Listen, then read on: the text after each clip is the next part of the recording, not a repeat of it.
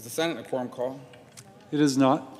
Mr. President, in a moment here, as my colleagues gather, we hope to be able to pass the Hong Kong Human Rights and Democracy Act. I want to first acknowledge all the people who work so hard on it, our staffs, obviously, and in addition, Senators Cardin, Risch, and Menendez, and over 50 co-sponsors, many of whom will join us here this evening. I also want to thank Leader McConnell and Schumer for their support in helping us get here. I want to thank Chairman Crapo, who has helped us make some important changes at the end that will make the sanctions easier to implement.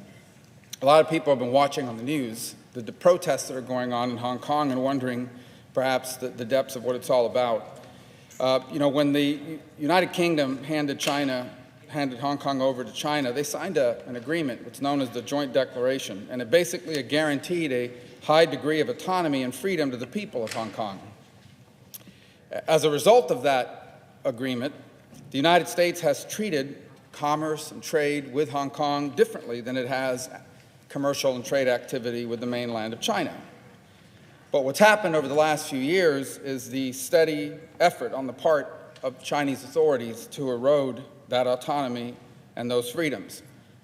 The most recent protests really began with a proposal to pass an extradition law that would allow the Chinese government to basically arrest and extradite someone in Hong Kong over to the mainland. And there was a huge pushback against that.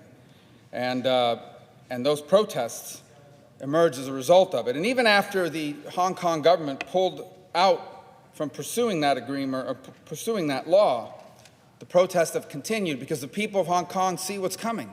They see the steady effort to erode the autonomy and their freedoms. And the response by the Hong Kong authorities under tremendous pressure from Beijing is violence and repression. So far, over 5,000 people have been arrested in Hong Kong. The youngest was 12 years of age, the oldest 82. Hundreds more have been injured by both violence committed by police authorities, but also by street gangs, criminals, thugs, empowered and encouraged by Chinese authorities. And this effort by China to exert control and remove autonomy continues unabated. Just some examples.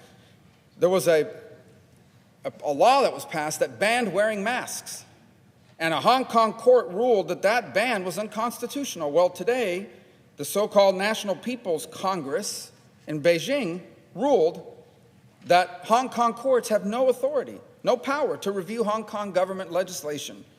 Under pressure from Beijing, Hong Kong's government is threatening to cancel the November 24th elections.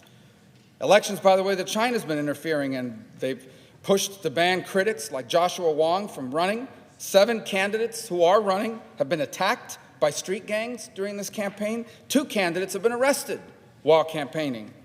And now, in the latest move, China is pushing the Hong Kong government to pass what they call a new national security law, a law that would allow them to arrest political critics and opponents.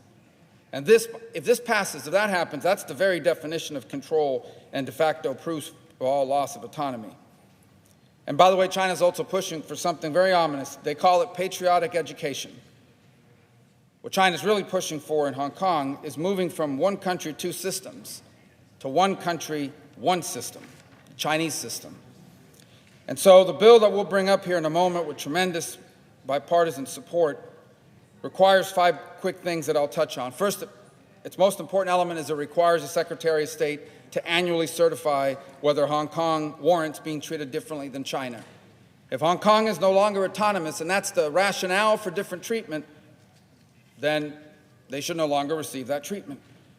It says that students in Hong Kong shouldn't be barred from entering the United States, getting a visa to study here, for example, because they've been the subject of a politically motivated arrest or detention. It says that for the next 7 years, the Secretary of Commerce is going to report on whether export controls and sanction laws are being enforced by the government of Hong Kong, or whether China is using Hong Kong to evade, as a backdoor to evade export controls and sanctions.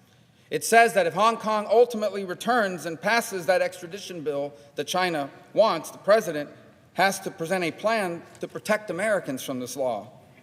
And last but not least, it requests that the president identify, or it mandates that the president identify and sanction foreigners.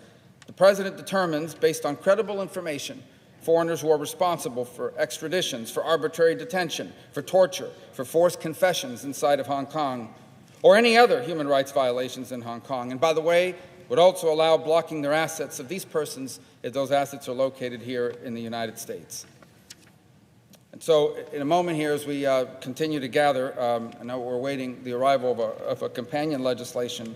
I would yield the floor because I know we have a lot of important sponsors that are here that want to speak on this subject.